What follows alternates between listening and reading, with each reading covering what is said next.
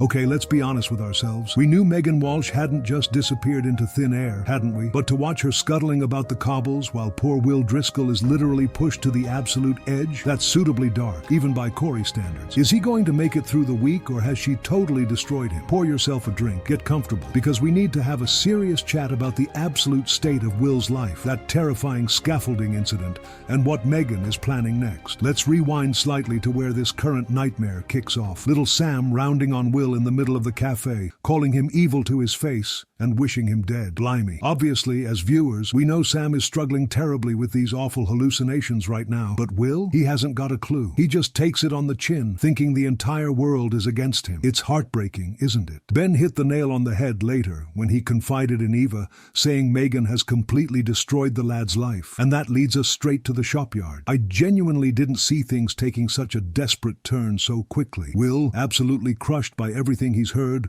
scales the scaffolding with a bottle of vodka. It's a proper cry for help. Thank goodness Asha actually has her wits about her. She spots him and texts Maggie immediately, while Hope sprints off to the Rovers to raise the alarm. Now, Maggie heading up there to try and talk him down from the ledge is tense enough. The poor Driscoll family was watching anxiously from below, completely terrified. But here's the bit that actually made my blood run cold. Megan, unnoticed by everyone, she is just standing there, watching from the shadows like some twisted puppeteer. My theory on this? She's actively waiting for him to hit rock bottom. She wants him to alienate his family so she can swoop in as his only savior. It's textbook manipulation, and honestly, it makes my skin crawl. Then we get the emotional aftermath. Hope, who let's face it doesn't miss a trick, admits to Will that she saw him with Megan. She urges him to just come clean and tell his dad the truth. But does he listen? As he's grabbing his coat to leave, a note drops from his pocket. Megan's new mobile number. Now this is the major turning point. Does he bin it, or does he ring her? I reckon he's going to keep it hidden, just in case. He's vulnerable, and it's a total disaster waiting to happen. On a slightly lighter note, because we definitely need one after all that heavy stuff, what on earth is going on with Hope and Will? Ruby, bless her, wastes absolutely no time dropping her sister right in it. She marches up to Fizz and Tyrone and declares that Hope clearly fancies him. Fizz naturally goes into full panic mode. She warns Hope to keep her distance because the lad is clearly troubled. Can you blame her though? Fizz has had enough bad luck and drama to last 3 lifetimes,